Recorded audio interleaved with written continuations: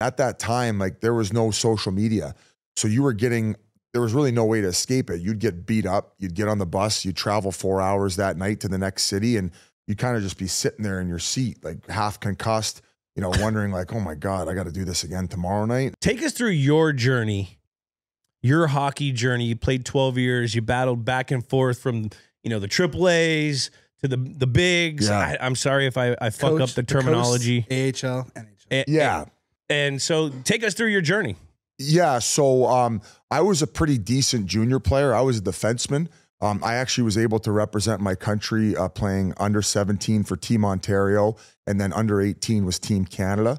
I played both of them, World Championship, was able to win gold both times, was drafted by the Pittsburgh Penguins, and got in a little bit of trouble early on in my career. Like you go from living with a billet family in junior to all of a sudden you sign a contract, you have money, you're living on your own, and you know, probably was drinking and partying a little bit too much. So I started off my career in professional in the ECHL, basically the lowest league, and slowly worked my way up. And after getting in a little bit more trouble, basically was in the coast and thought my career was over. And then from at that point, I was a defenseman, and they called me up to the AHL and they said, we're going to make you a fourth line fighter. And I had a decision to make at that point in time, whether I wanted to do that or stay stubborn and stay as a defenseman. And I said, you know, fuck it. If this is my only path to maybe get into the NHL, I'll do it. So I started scrapping. I got beat up a lot. I had back-to-back seasons where I fought 30 times, and guys at that time in the A were taking steroids. I was getting the shit kicked out of myself. And eventually, just from playing that position and sticking at it, I ended up finally making the bigs with Pittsburgh. And I got to play. Make it though. Unreal. I got to play with Sidney Crosby, Evgeny Malkin, Marc-Andre Fleury.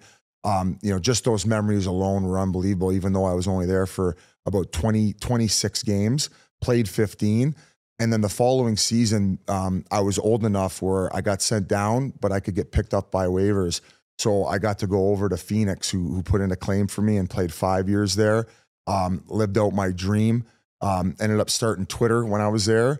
And that's where the whole social media career started. And then ended up finishing off my career in the American Hockey League. So I was one of those guys where I was a borderline NHLer, and I was just grateful to be there and was able to play with so many amazing teammates and made so many friends in Arizona, one of which is another Boston guy, Keith Yandel, who's now on our Spit and Chicklets podcast. But yeah, it was a whirlwind. Grateful to be there, and just grateful to transition it into media and stick around the game and also have a purpose after my playing career. Yeah, I mean, you clearly did that. I mean, you still played 12 years at a professional sport. Yeah. And then you did something amazing where you didn't just become a Canadian kid that went back to the house and did nothing with his life. You did something else, and now you're known for something else other than being an athlete. Yeah, which is really cool. Yeah, I'm always interested in more and what like life has to offer. So as much as I love my hometown of Welland, Ontario, I always knew there was more out there and more I wanted to do. The same reason why at 16 years old, when I was drafted to junior, like I moved away from home and I lived with the billet family. I never even called home for the first 3 weeks while we had training camp and stuff. Like I dove right in. I didn't get homesick because I knew that, you know, if you wanted to achieve anything in life, you were going to have to, you know, go outside your comfort zone and do it. And I was also like, things happen for a reason too. Like I was in Pittsburgh, which is a very respected organization, and not to say Arizona wasn't, but Arizona was a team where they didn't mind getting any type of publicity. So I was able to start out a Twitter account and be an absolute donkey online. Like with the shit that I was doing and saying and tweeting, I was going on local radio stations, and like they hooked me up with this girl, Bibby Jones. So I guess I'm actually Eskimo brothers with Gronk. Hate to throw him under the bus, but she actually posted a photo of them, and then she asked me for a photo to post, and I was like, I don't think I want that smoke, right? And then she went on the local radio the next morning and put me on blast. Oh yeah, just all. What year is this? Oh, this is like probably like 2011. Oh my God. So the shit early Twitter. So the shit that I was able to get away with and grow my own personal social channels based on playing in Arizona and the fact that they wanted publicity, it just worked out perfectly. And that's kind of what got me my start into the media. where I started getting more opportunities and offers to do these one-off videos. And then by the time I retired, I got my buddy here, Pasha. I dove right into it. I did this film project called Biz Does BC. So yeah, is it awkward? And it was very silly at the time, but it taught me a lot about what I needed to know in the backside after retiring. So just a whirlwind of a career in a transition, but wouldn't change it for the world. Fucking, it's been fun to watch. I didn't have the playing career that you had. I was in the press box more. I had more healthy scratches in my career than games played. Yeah, but you still made do with what you had. That's it. And that's what you continue to preach when you talk. And it's also a lesson for like a lot of kids out there. Like everybody drafted when they're playing junior were probably the stars of their team, right? Yeah. But at a certain point, like, you're not going to be the star and you have to make a sacrifice. Are you okay being the fourth line peasant who's getting healthy scratched? If you're not willing to put your ego aside, there's other guys who will, and there's positions for those guys. So I'm glad at the time I was able to make that decision. It just kind of happened naturally. Like who knows, maybe going back, if it would have happened again and it was the wrong day, maybe I would have been stubborn about it, but just grateful that that's the path I chose, and I was accepting of that, and it led to all this. That's what people don't realize is the different ego slots in the locker room for a professional athlete. Being a role player, you have to swallow your pride, do everything, have mental toughness, do what's best for the team when it may not be best for you, and be that role guy and love doing that. The fullback going out and blowing out his head every day in practice, like knowing that he'll never touch the ball. But that's a big thing. Talk us through that transition mentally when you go from defenseman to fourth line fighter. Like, and how does that transition go? Did you go to boxing camp, or like how the fuck? So when I was playing junior, I liked handling my own business. Yeah. But that would be about 5-6 times a year, and normally against other guys who were playing more. So they weren't like just specifically heavyweight scrappers. So it was hard just because I was getting used to fighting these guys who, like, some guys were on steroids and they were just a lot more experienced, have been doing it since they were kids. So yeah, I took boxing lessons in the summertime and prepared as much as possible, but it was hard. And at that time, like, there was no social media.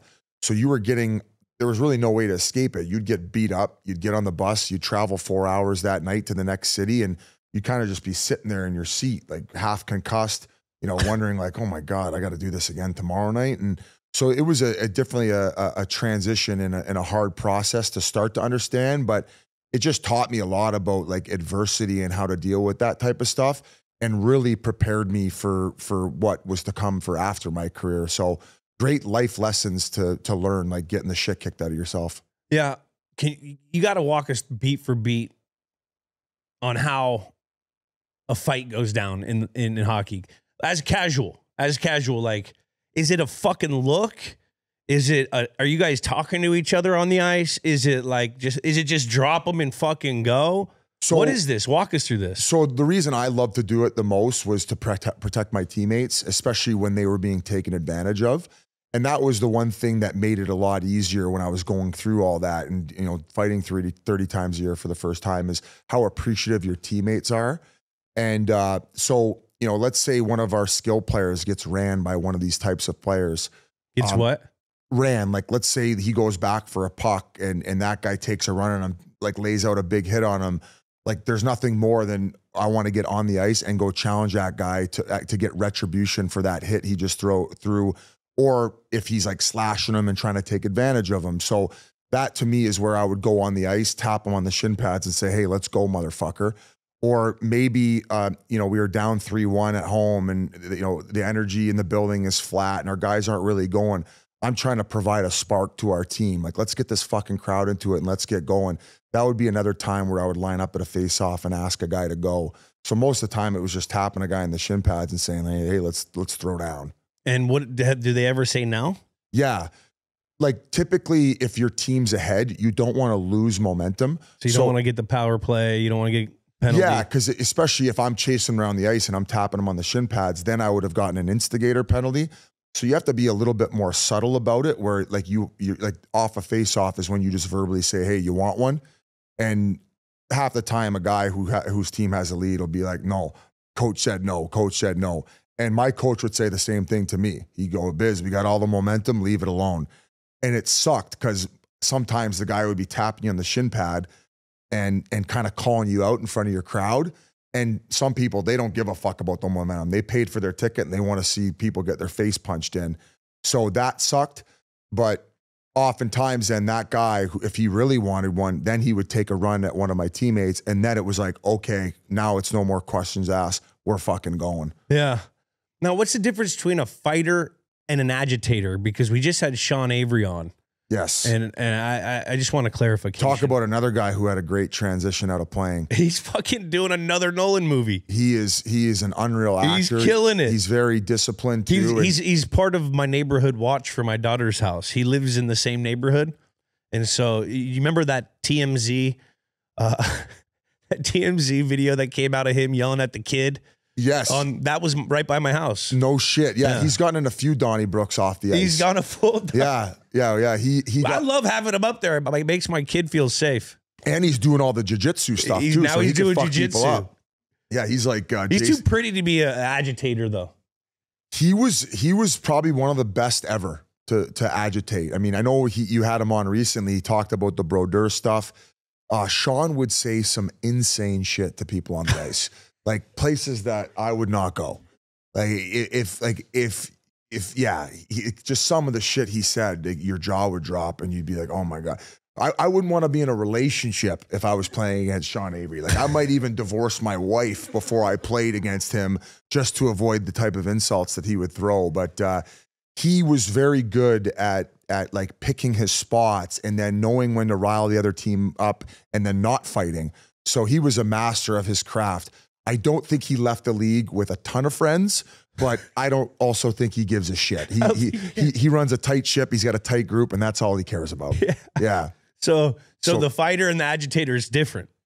Yeah, like he was also a very good player. Like when he focused on playing, I think he was a very reliable third line player, and even in some cases he could go up and down the lineup. Like if you needed Sean to play on the first line for a night, he could fit in. Yeah. Maybe not sustainably for a 20-game stretch, but for me, I was just more of a knuckle dragger where, I mean, the most minutes I ever played in a game, I'll never forget it. It was 11 minutes in Edmonton.